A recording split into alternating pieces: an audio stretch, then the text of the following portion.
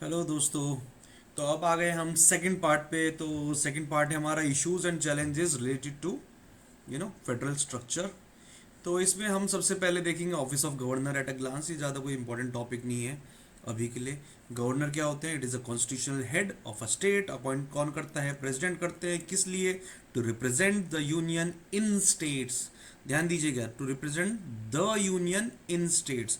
Okay, तो basically central government के एक एजेंट के तरीके से हम उनको कह सकते हैं। ओके, एंड कॉन्स्टिट्यूशनल प्रोविजंस क्या है गवर्नर के? आर्टिकल 153 जिसमें बोला गया है कि there has to be a office of governor. उसके बाद आर्टिकल 163 बोलता है that governor acts on the aid and advice of council of ministers except जब उनकी डिस्क्रिशनरी पावर आती है।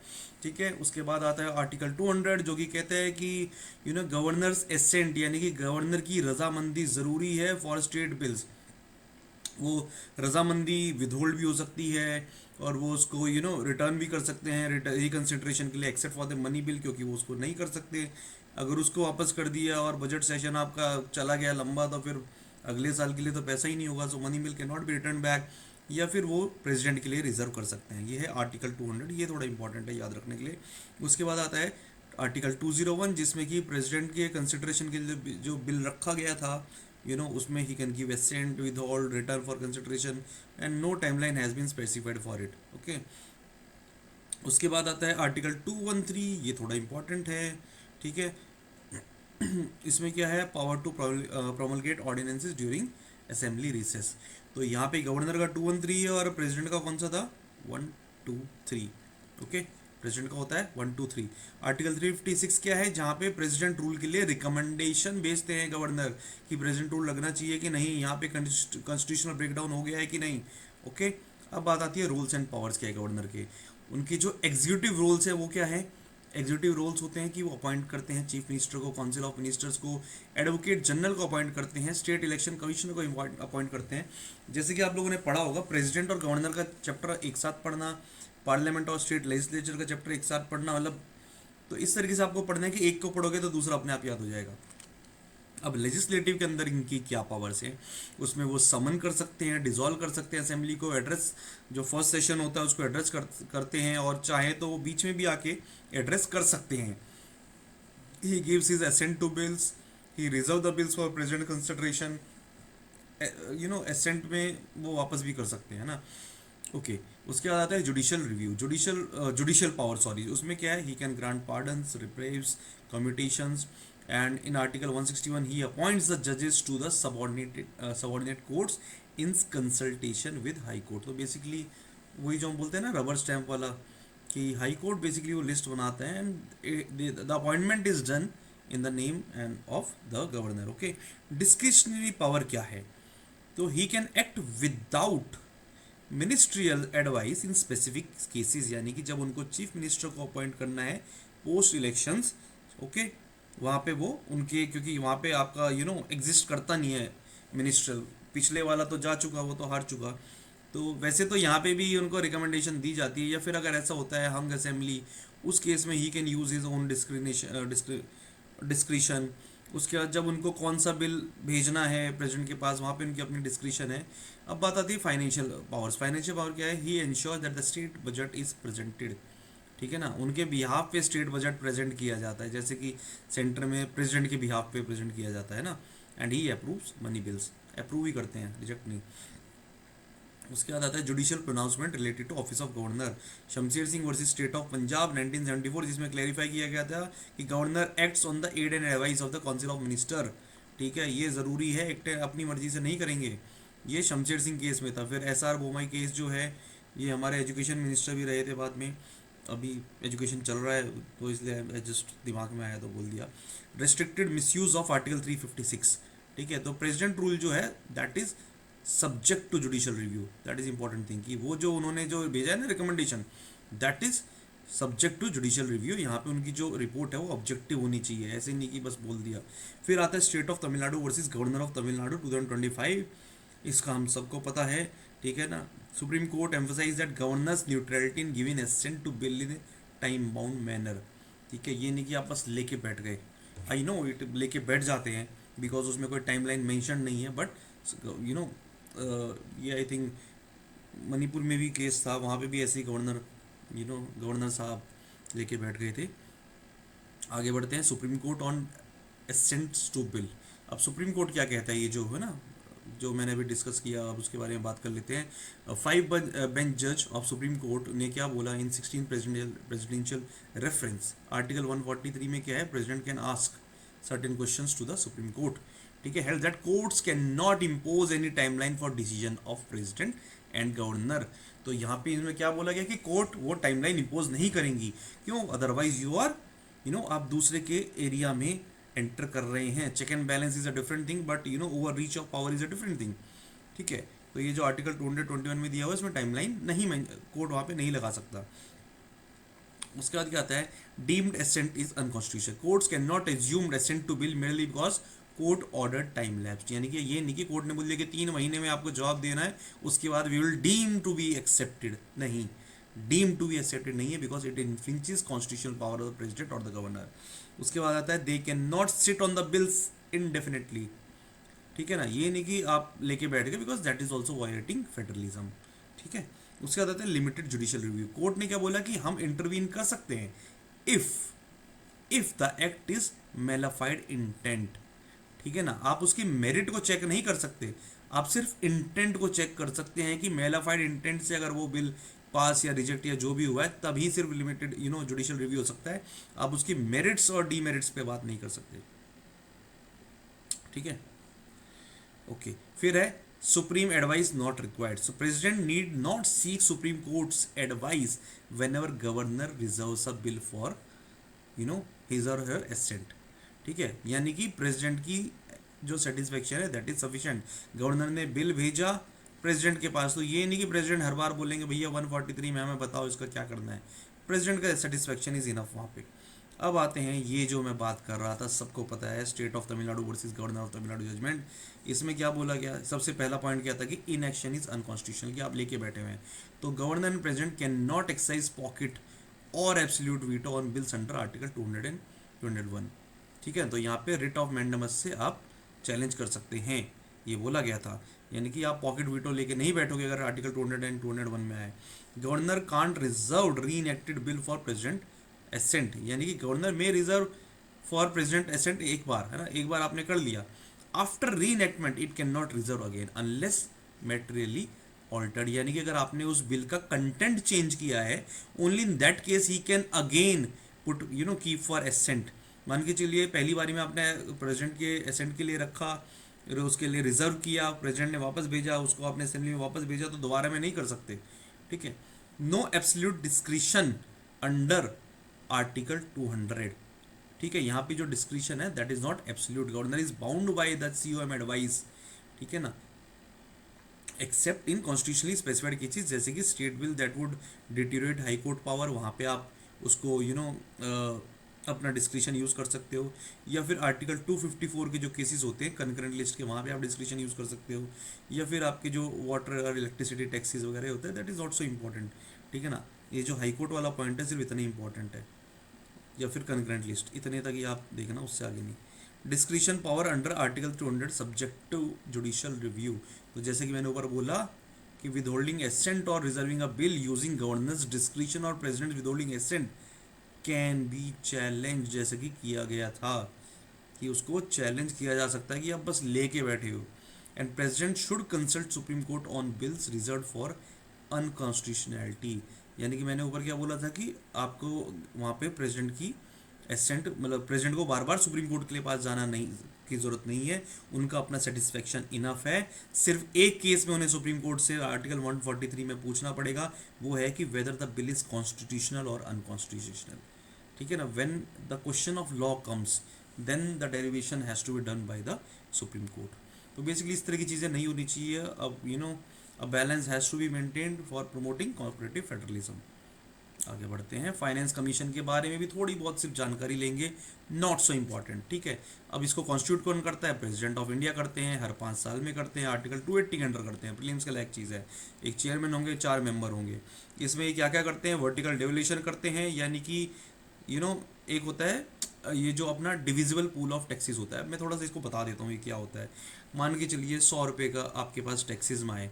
अब यूनियन गवर्नमेंट बोलेगी कि भैया हमारे 40 रुपये खर्च हुए हैं इसको इकट्ठा करने में, है ना, हमने जो ढूंढ ढूंढ के इधर उधर से पैसा लेके आए, तो बचे 60 रुपये। तो ये जो 60 रुपये है ना, ये आपके माने जाएंगे डिविजिबल पूल, यानी कि इसमें से अब पैसा बटेगा। अब इसमें 40% आपने स्टेट को दे दिया, तो 6 4 या 24, ठीक है, 40% यहाँ दे दिया, और बचा आपका जो कितना बचा यार, 36, वो 36 रुपीज़ यूनियन के पास चला गया। ठीक है, तो आप देखोगे तो ऐसा लगेगा 36 + 40 कितना चला गया यूनियन के पास, 76, और यहाँ पे 24 ही रहा। आपने तो बोला कि यार 40% देना था स्टेट्स को, ये तो सिर्फ 24% मिला है क्योंकि ये खर्चा आया है। ठीक है, तो ये वर्टिकल डिवोल्यूशन देखता है पहले, इसमें क्या क्या आता है, इनकम टैक्स आता है, जीएसटी आता है, और बाकी सेंट्रल टैक्सेस आते हैं जो कि होते हैं। फिर आता है हॉरिजॉन्टल डिस्ट्रीब्यूशन, यानी कि आपस में किस स्टेट को कितना मिलना है वो देखा जाता है। फिर होते हैं ग्रांट इन एड्स, यानी कि ये क्या होते हैं, फाइनेंशियल असिस्टेंस होती है स्टेट्स को जो कंसोलिडेटेड फंड ऑफ इंडिया में से दी जाती है। इसको भी आपको आर्टिकल इंपॉर्टेंट है 275(1), क्योंकि ये ग्रांट इन एड्स होते हैं, ये वापस नहीं किए जाते।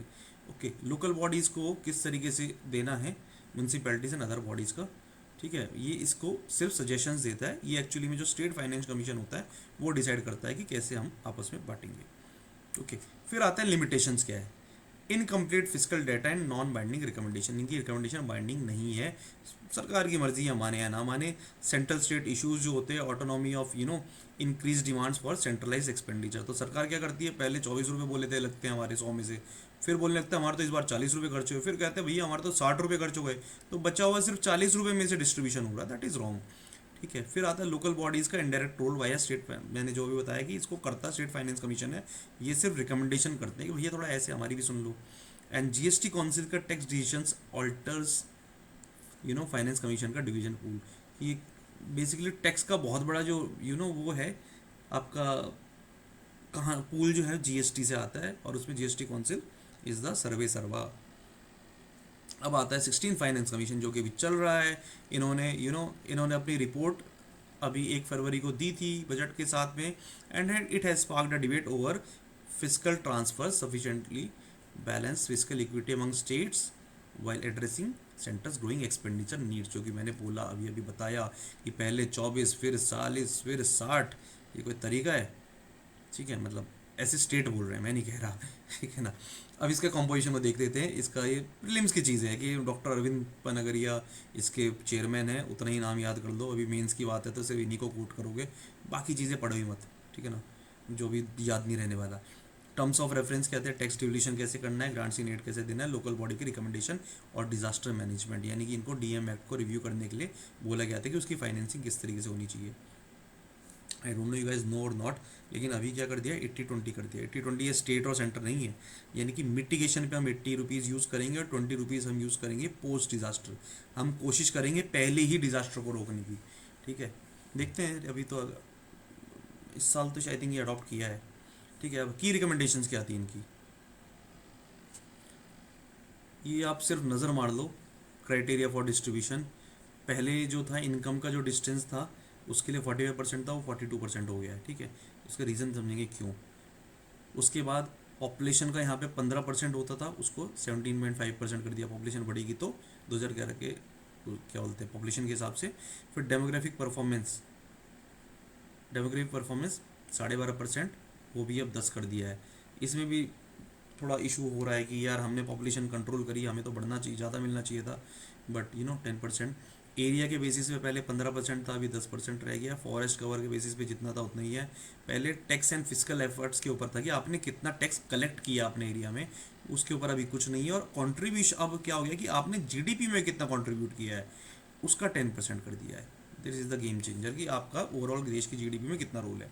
एनीवेज की रिकमेंडेशन पे आते हैं कि इस बार क्या बोला है कि वही पिछली बार की तरह 41% होना चाहिए, प्लस 1% अपना J&K एंड लद्दाख के लिए, ठीक है ना, यूनियन टेरिटरीज के लिए बेसिकली।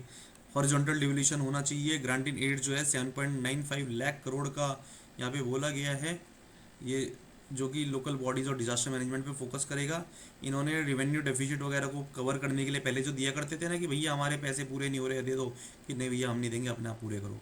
ठीक है। उसके बाद लोकल बॉडी ग्रांट जो है allocation of 4.4 lakh crore for rural and 3.6 lakh crore for urban. ये डेटा याद रख सकते हो तो अच्छी बात है, नहीं रख सकते तो सिर्फ इतना याद कर लो कि इसके पहला क्या है वर्टिकल डेवल्यूशन, फिर हॉरिजॉन्टल, फिर ग्रांटिनेट्स। इसमें से रेवेन्यू डेफिसिट हटा दिया है, ये इंपॉर्टेंट पार्ट है सिर्फ, और कुछ नहीं। लोकल बॉडी को ग्रांट्स देना है, डिजास्टर मैनेजमेंट का जो कॉर्पस है उसको बढ़ा दिया गया है, और शेयरिंग जो है हिमालयन और नॉर्थ ईस्टर्न स्टेट्स में 90-10 है, और बाकी जगह 75-25। इसको याद रख लेना क्योंकि यूजली हमको 60-40 याद रखने की आदत होती है, बट डिजास्टर मैनेजमेंट के केस में हम 75-25 इसको रख रहे हैं। एंड न्यू नेशनल डिजास्टर्स में हमने हीट वेव्स और लाइटनिंग को भी रिकमेंड किया है। Lightning I think it is the third highest cause of death in terms of natural disasters. I think first पे शायद फ्लड है, सेकंड पे साइक्लोन है या फिर I don't remember what is on second, but lightning I didn't even know कि it is on third. शायद heat wave होगा सेकंड पे, चेक करना ये कभी, अगर टाइम मिला तो चेक करना। I had read it some 2-3 years back, तो शायद चेंज हो गया हो। चैलेंजेस क्या है अब इसमें?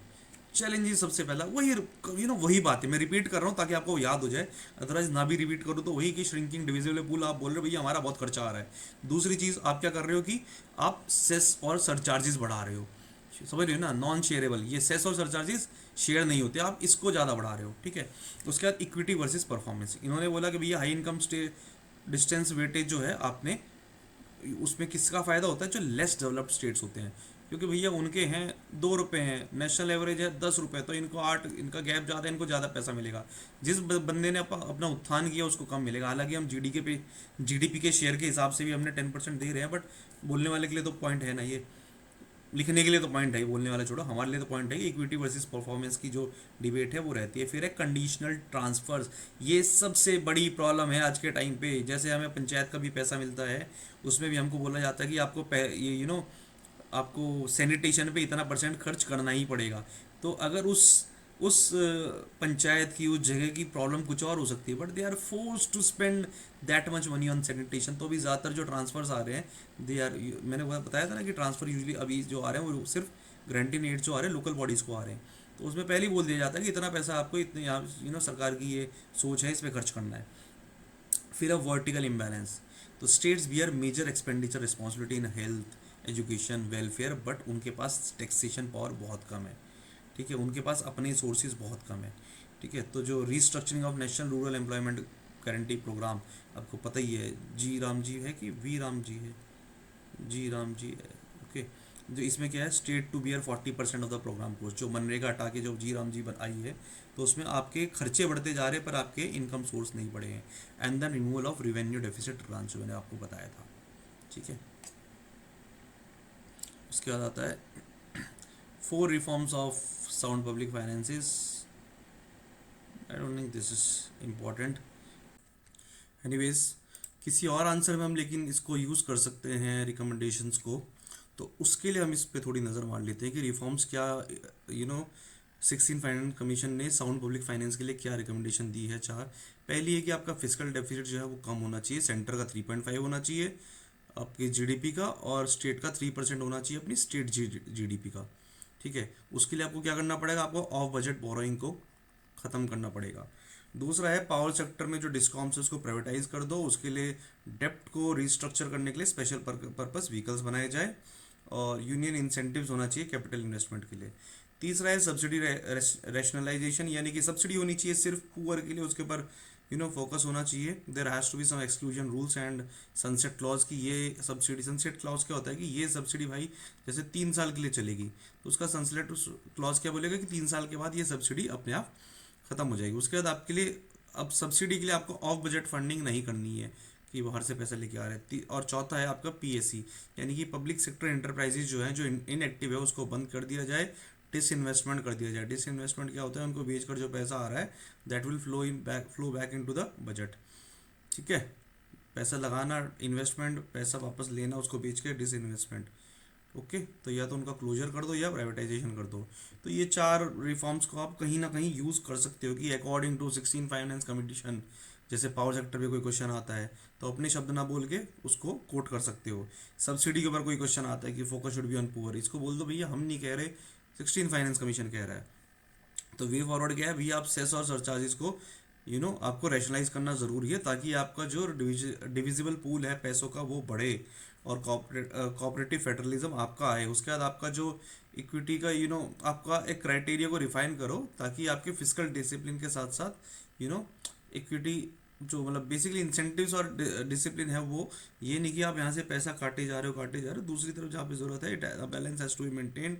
और आपका जो ये जो ट्रांसफ़र का जो मतलब it has to be something predictable and untied, ये नहीं कि इसी में ही आपको खर्च करना है पैसा, उसमें नहीं करना।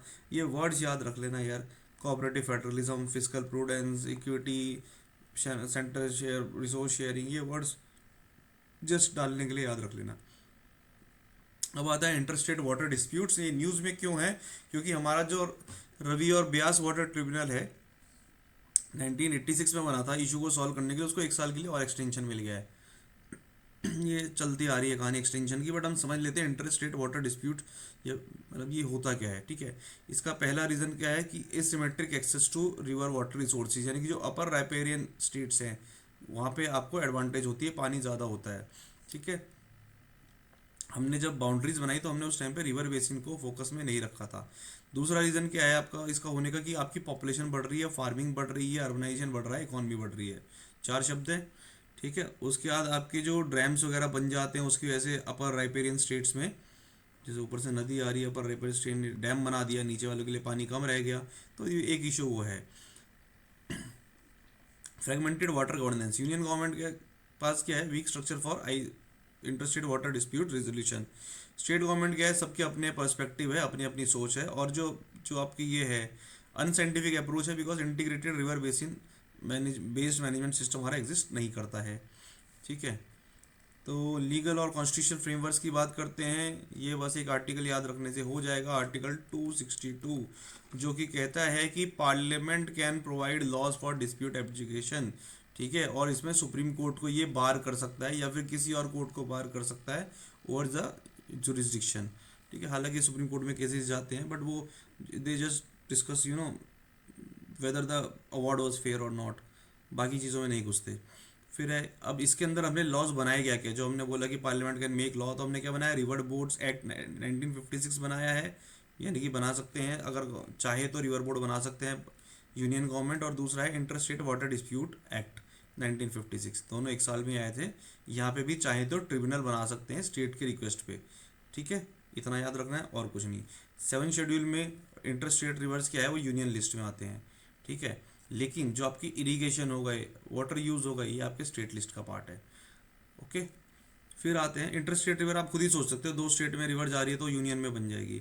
अब ये जो 2019 में बिल आया था, interstate river water dispute amendment bill 2019, इसमें क्या बोला गया कि dispute resolution committee is to resolve disputes amicably, यानी कि बैठ के बातचीत करके आप इसको सॉल्व करो। Establishment of a single tribunal with multiple benches, यानी कि ये नहीं कि इस नदी में पंगा है तो यहाँ अलग बना दिया ट्रिब्यूनल, यहाँ अलग, अरे भैया ट्रिब्यूनल एक ही होगा, उसकी बेंचेस अलग अलग नदी के हिसाब से बनाई जा सकती है। And a data bank for central level for each river basin, एक डेटा बैंक होना ज़रूरी है, क्योंकि अनसाइंटिफिक चल रहा है, अपना कोई डेटा नहीं है अपने पास। ठीक है, फिर है रिवर बेसिन मैनेजमेंट बिल 2018, ये कभी एक्ट बन नहीं पाया, नॉट सो इम्पॉर्टेंट, सिर्फ नाम याद रख लो। Okay, river basin management act. Challenges क्या है, सबसे पहले तो ट्रिब्यूनल्स बनाना। ठीक है ना, जैसे Kaveri tribunal form in 1990 after decades, यानी कब से इशू चलता आ रहा था। फिर जो आपके ट्रिब्यूनल की अवार्ड की डिलीवरी है, जैसे नर्मदा वाला 9 साल में आया, कृष्णा वाला 4 साल में आया, एक याद रख लो, नर्मदा वाला 9 साल ख़त्म। ठीक है, बहुत डिले करके अवार्ड आता है। उस पहले तो बनाते ही हम बहुत लेट है। अगर हमारा ये अमेंडमेंट बिल को एक्ट लेकर आए तो अमेंडमेंट एक्ट को अगर हम यूज़ करें तो सिंगल ट्रिब्यूनल चल जाएगा। फिर है uncertainty due to delays in publishing tribunal order in gazettes. ठीक है, बस ख़त्म, इतना याद रख लो। पॉलिटाइजेशन, आपको पता ही है कि ये जो इश्यूज होते हैं ये आपके यू नो हर पार्टीज़ को पॉलिटिसाइज करती है। ठीक है, people disregard environmental, social and cultural aspect. ठीक है, फिर lack of stakeholder participation. उसके बाद सुप्रीम, मैंने जैसे भी बताया था, सुप्रीम कोर्ट का इंटरवेंशन बोला गया है कि इट कैन नॉट एब्जुकेट, लेकिन supreme court can interpret tribunal award, जिसकी वजह से डिले हो जाता है। कावेरी वाला मैंने आपको बताया। ठीक है, कि भाई आपने ये लिख दिया, इसका मीनिंग क्या है, तो that is done by supreme court. अब आता है वे फॉरवर्ड। सबसे पहला वही अपने वर्ड्स हैं, कोऑपरेटिव फेडरलिज्म होना चाहिए, यूनियन गवर्नमेंट एक मीडिएटर की तरह एक्ट करे, और जो एक फोरम होना चाहिए जहाँ पे बातचीत हो सके under NITI Aayog, instead of just directly लड़ाई झगड़ा, पहले आप डिस्कशन कर लीजिए। उसके बाद आता है पॉलिसी इंटरवेंशन, आर्टिकल, ये क्या बोलते हैं, आपका जो एक्ट है उसको अमेंड कीजिए, जो मैंने बताया था वही सारी चीज़ें, मतलब बेसिकली आप जो अमेंडमेंट की बात कर रहे हो उसको उसको लागू भी तो करो। उसके बाद आपका जो है expedite amendment bill and the ये जो river basin management bill for consultation, anyways again वही, अभी तक वो एक्ट नहीं बने हैं। ठीक है, डेटा बेस्ड आपकी डिसीजन मेकिंग होनी चाहिए। उसके बाद आपके स्टेक होल्डर्स का एंगेजमेंट होना चाहिए। ये बहुत ही जनरिक हमने डिस्कस किया है, because I don't think this is important. Anyways ये कीवर्ड्स होते हैं यार, इसको देख लिया करो, ये शब्द फेंक फेंक के डालने के लिए बहुत अच्छे हैं। फिर आती है बात parliament and state legislature structures and functionings. तो disruption in parliament at a glance, एक वीक हमारा डिस्टर्ब हो चुका है already. Status of parliamentary disruption, इसमें से ना इस वाले टॉपिक में से सिर्फ हमें एक दो डेटा उठाना है और कुछ किसी काम का नहीं है। तो parliament has met only for 274 sitting which is fewer than all previous full term Lok Sabha, सिर्फ 274 सिटिंग्स हुई हैं 17 लोकसभा की, ये एक डेटा आप याद कर लो। सिर्फ 16% bills have been referred to parliamentary committees, it is lowest in last 16% bill सिर्फ पार्लियामेंट्री कमिटीज़ के पास गए हैं। एंड 35% बिल कैसे पास हुए हैं, without less than an hour of discussion, 1 घंटे से भी कम डिस्कशन में 35% बिल्स पास हो गए हैं। उसके बाद आते हैं क्वालिटी ऑफ डिबेट क्या है, 31% of Lok Sabha and 32% of Rajya Sabha time has been devoted to non legislative discussion, यानी कि आप जो डिबेट कर रहे हो वो आप बिल्स के ऊपर कर ही नहीं रहे, आप बात कर रहे हैं कि मतलब यहाँ मतलब ऑब्वियसली वो नेशनल इश्यूज है, चंदा क्यों चुराया, ये क्यों किया, वो क्यों किया, but at the same time it is important कि आप जो बिल्स पास कर रहे हो उसके ऊपर भी डिस्कशन हो।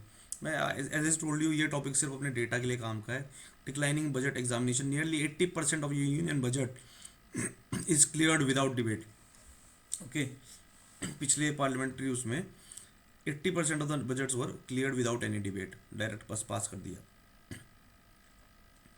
अब ये इंपॉर्टेंट है कि रीजंस क्या है डिसरप्शन के। पहला है कि एग्जीक्यूटिव की डोमिनेंस, ठीक है, so it reduces parliament to a ratifying body. Basically क्या होता है, पार्लियामेंट सिर्फ अपना ओवरऑल गाइडलाइंस या फिर ओवरऑल मतलब रूल्स बाद में आते हैं, एग्जीक्यूटिव बाद में रूल्स बनाता है, जबकि अगर हम ये करें कि हम उसके बिल का ही पार्ट बना रहे हैं रूल्स को, तो उसके ऊपर बेटर डिस्कशन हो सकता है।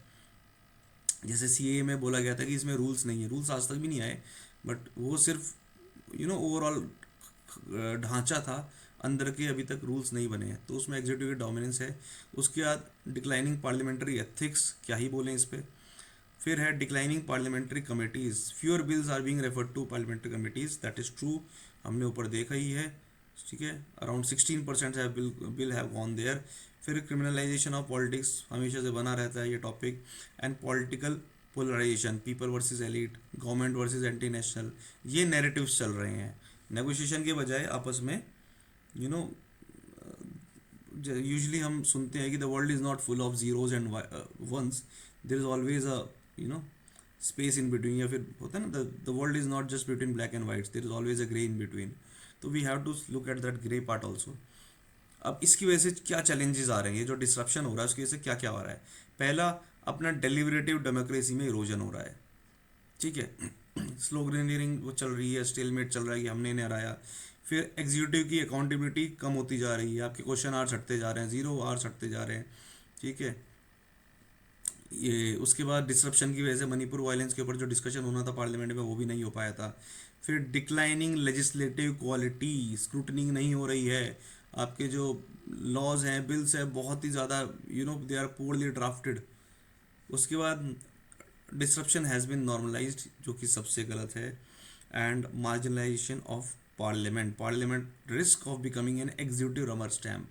ठीक है, जैसे कि एमपीज़ ने वॉकआउट कर दिया ये जो था जी राम जी बिल में, तो आप सोचोगे वॉकआउट कर दिया उन्होंने, पहले मैं भी ये सोचता था वॉकआउट कर दिया यानी कि इसके खिलाफ है। I think whenever you want to support a bill, just walk out कर दो, क्योंकि मान के चलो आपके 500 लोग हैं टोटल, एग्जाम्पल दे रहा हूँ। ठीक है, आपको पास करने के लिए 50% चाहिए, अगेन मैं सिर्फ एग्जाम्पल दे रहा हूँ, 250 चाहिए, और जो रूलिंग पार्टी है उसके पास सिर्फ 200 ही लोग हैं। अब क्या करते हैं, 200 ये जो आपके हैं वो अपोजिशन यार वाले वॉकआउट कर जाते हैं, टोटल रह गए 300 लोग। अब इसमें से कितना चाहिए, 50, 150 होते ही पास हो जाएगा, आपके पास ऑलरेडी 200 है तो हो गया बिल पास। तो पहले मुझे लगता था वॉकआउट किया यानी कि इसके खिलाफ बोला, मुझे लगता है वॉकआउट मतलब, मुझे पर्सनली ऐसा लगता है वॉकआउट आप कर रहे हो यानी कि आपकी हाँ है, बराबर पब्लिक को नहीं दिखाना चाह रहे। Otherwise just sit there, vote on it, show your you know dissent. Anyways, existing provisions for regulation of parliamentary function, existing provisions क्या है आपके 118 क्या बोलता है, कंडक्ट ऑफ बिजनेस के लिए है। रूल्स ऑफ प्रोसीजर एग्जिस्ट करते हैं लोकसभा के और राज्यसभा के अलग अलग। प्रेसिडिंग ऑफिसर की अपनी पावर है कि वो कब एडजर्न कर सकते हैं, कब सस्पेंशन कर सकते हैं। पार्लियामेंट्री कमिटीज़ होती है बहुत सारी, standing committee, select committee, joint committee, जो कि स्क्रूटनी का ही जिनका काम है। उसके बाद एथिक्स एंड प्रिविलेज कमेटी है कि आपका ब्रीच ऑफ कंडक्ट तो नहीं हो रहा। एंड प्रपोज रिफॉर्म टूल्स यानी कि नेशनल लेजिस्लेटिव इंडेक्स होना टू मेजर सिटिंग, ऐसी बहुत सारे मतलब आपके रिफॉर्म्स एग्जिस्ट करते हैं। अब वे फॉरवर्ड गया भैया, मिनिमम सिटिंग डेज बना दो कि एटलीस्ट 100 दिन लोकसभा बैठेगी और 100 दिन राज्यसभा बैठेगी, ये एटलीस्ट होना ही चाहिए। उसके बाद आता है आपका एस्टेब्लिशिंग फिक्स पार्लियामेंट्री कैलेंडर, जैसे कि आपका ये होता है ना कि यूके यूएस में आपका शेड्यूल आ जाता है स्टार्टिंग में कि ये आपका रहेगा। ये नहीं कि सरकार अभी तय कर रही है यार इस टाइम पे सेशन लाना फायदे का, ये इशू चल रहा है वो चल रहा है, साल के शुरू में कैलेंडर लेके आ जाओ। And strengthen your committees, departmentally related committees बहुत उनमें बहुत दम होता है, दे कैन हैव एक्सपर्ट तरीके से आप उसको वो कर सकते हैं। सेकंड ARC में बोला गया है कि ज़्यादा से ज़्यादा बिल वहाँ पे भेजो यार, करो scrutiny. Then adopt British model of opposition days, so you can designate days where opposition sets the agenda. Okay, that is very beautiful कि एटलीस्ट 20 दिन एनुअली ऐसे होनी चाहिए जहाँ पे अपोजिशन सेट करेगी उसे किस बारे में डिस्कशन करना है, तो अपोजिशन डेज को आप सेट कर सकते हो। एंड संसद टीवी की कवरेज पहले लोकसभा राज्यसभा टीवी दो होते थे, अब उसको सिंगल कर दिया है, तो that can be extended. And stricter code of conduct enforcement, जैसे कि आर्टिकल 374A लोकसभा में जो है सस्पेंड कर सकता है। And productivity linked incentives and incentives, that can be done. आगे बढ़ते हैं, लोकसभा स्पीकर के बारे में क्या है कैसे है, जस्ट नॉर्मल ना। और recently opposition moved a resolution for removal against Lok Sabha speaker Om Birla, इसलिए न्यूज़ में है। अब स्पीकर होते कौन है, he is the head of the Lok Sabha, article 93 में इनको ये एक कॉन्स्टिट्यूशनल ऑफिस है। ओके, उसके बाद he is the guardian of right and privileges of the members, ठीक है। He is the ultimate interpreter and arbiter of provisions related to functioning, ठीक है, यानी कि कॉन्स्टिट्यूशन को वो करने लग जाए interpret. He is interpreter and arbiter of provisions related to functioning of house. अब इसको रिमूव कैसे कर सकते हैं, बस ये वाला पार्ट इंपॉर्टेंट है अपना। आर्टिकल 94 क्या कहता है, vacation, resignation and removal of speaker और डेप्यूटी स्पीकर। इसके लिए आपको क्या करना पड़ेगा, a resolution has to be pass by majority of all then member of Lok Sabha, की कितने लोग वहाँ पे मौजूद हैं उनकी मेजॉरिटी होनी चाहिए।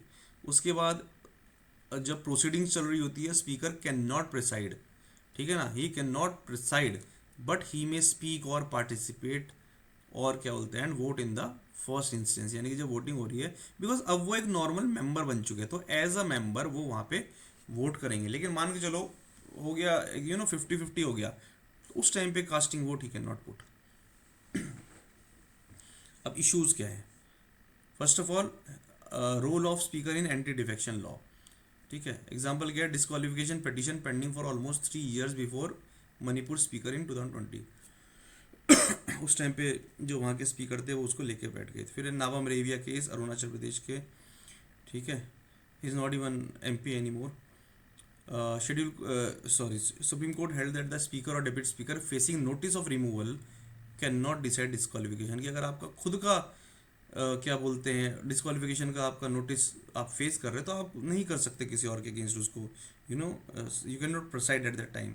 अब मनी बिल की डिक्लेयर करने की जो पावर है वो पूरी की पूरी किसके पास है, स्पीकर के पास है। तो आधार बिल को क्या किया गया था, मनी बिल बना के भेज दिया गया था, क्योंकि वो रिजेक्ट नहीं हो सकता, फिर उसके बाद प्रेसिडेंट को उसको पास करना ही पड़ेगा। Allegation of bias and favouritism, या फिर उसके अंदर ऐसे प्रोविजंस थे जिसकी वजह से उसको पास करना ही पड़ता, साथ में आधार बिल को भी उसमें ऐड करके भेज दिया। Allegation of bias and favouritism ये बना रहता है, ठीक है। यहाँ पे अपोजिशन MPs को तमिलनाडु में सस्पेंड किया गया था 2016 में, एक फैक्ट की तरह याद रख लो। एन एलिगेशन ऑफ पार्टीसनशिप, यूजुअली हम कहते हैं कि आप चाहें तो आप रिज़ाइन कर सकते हैं उस पार्टी से ताकि इम्पार्शलिटी बनी रहे, और ब्रिटेन में स्पीकर करते भी हैं, पार्टी मेंबरशिप को छोड़ देते हैं, बट इंडिया में ऐसा बहुत कम हुआ। I think Neelam Sanjiva Reddy was the first one, और मे बी एक दो और होंगे जिन्होंने रिजाइन किया हुआ, आई थिंक, मेरे को जितना याद आ रहा है। Suggestions to reform office of governor और स्पीकर, सॉरी, कैसे कर सकते reform? Reduce role of speaker in anti defection law, मतलब इनको अहम ब्रह्मास्मि मोड में मत रखो, ठीक है ना। इनके कईशम में Chandra Singh case, supreme court ने बोला कि current mechanism where disqualification petition are entrusted to speaker can be replaced by permanent tribunal, ठीक है, ट्रिब्यूनल बनाया जा सकता है जो कि इसके मेरिट्स पे बात करे। ये वही मणिपुर वाले जो हम केस की बात कर रहे हैं। उसके बाद फॉलो ब्रिटेन्स मॉडल, जिसमें क्या होता है, parties refrain from opposing speaker during election to uphold impartiality. फिर क्या, कंटिन्यूशन बेस्ड ऑन परफॉर्मेंस, तो जो स्पीकर है उसको तभी कंटिन्यू करने दो नेक्स्ट पार्लियामेंट में if they exhibit impartiality and efficiency during their tenure. उसके बाद है restriction on political office, a speaker should be in eligible for future political position, उसको लगना ही नहीं चाहिए कि मुझे फ़ायदा मिल सकता है, ठीक है ना। एंड उनको उसके बदले में लाइफ लॉन्ग पेंशन दे सकते हो आप, बट फ्यूचर पॉलिटिकल ऑफिस का उनका जो वो है वो ख़त्म हो जाना चाहिए। एंटी डिफेक्शन लॉ की बात करते हैं। रिसेंटली सुप्रीम कोर्ट ने Padi Kaushik Reddy and state of Telangana में एड्रेस किया that significant delay by speaker, है ना, उसके बारे में, मतलब वहाँ पे चल रहा था रिगार्डिंग 10 तेलंगाना एमएलएज। अब हमको सिर्फ लॉ देखना है, ये आपको ऑलरेडी पता होगा, 52nd अमेंडमेंट 1985 10th शेड्यूल। इसमें क्या होता है, जो हमारे एमपीज़, जो इलेक्टेड एमपीज़ होते हैं और स्टेट लेजिस्लेचर में जो आते हैं, उनको पॉलिटिकल पार्टीज वो स्विच ना करे, और they should not vote against their parties directive, ठीक है, वरना तो कोई पर्पस ही खत्म हो जाएगा, पैसा लिया, अपोजिट में वोट किया। तो ग्राउंड्स ऑफ डिस्क्वालिफिकेशन क्या है आपके, कि आप voluntarily give up a party membership and defy party whip during voting. अब ये सोचो यार, मैं अगर एग्री नहीं कर रहा तो क्या मैं छोड़ सकता हूँ, मतलब मैं दूसरी पार्टी में जा सकता हूँ? आप 2/3 लोग एक साथ जा सकते हो, दैट विल शो कि पार्टी ही कुछ गलत कर रही है। लेकिन आप अकेले जा रहे हो, दैट मीन्स पार्टी गलत नहीं कर रही, आपको अकेले को लग रहा है। ये कि हो तो होलोवन केस वर्सेस जसीलू 1992 का बहुत फेमस केस है, नाम याद कर लेना। इसमें बोला that power of judicial review, मतलब बेसिकली अगर स्पीकर का इनएक्शन होता है तो यहाँ पे जुडिशियल रिव्यू किया जा सकता है, कोर्ट ने यहाँ पे ये बोला था। कर्नाटका एमएलए डिस्क्वालिफिकेशन केस, उसमें क्या बोला गया था, it consider transferring disqualification power from speaker to an independent tribunal, जो हमने ऊपर भी बात की थी। इस केस में, कर्नाटक वाले केस में बोला कि भाई स्पीकर के पास मत रहने दो, पड़ा रहता है वहाँ पे सालों तक, इससे बेटर है कि ट्रिब्यूनल को दे दो।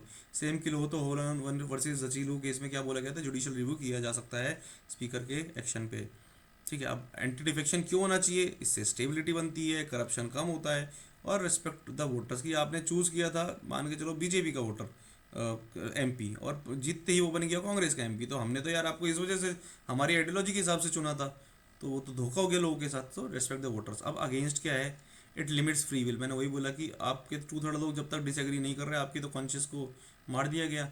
उसके बाद it is against democratic ethos, जो रिप्रेजेंटेटिव होते हैं एक पार्टी के, वो पपेट्स बन के रह जाते हैं, बिकॉज उनको उन्हीं को वोट करना पड़ता है। फिर है it hinders change, it blocks innovative ideas and decent.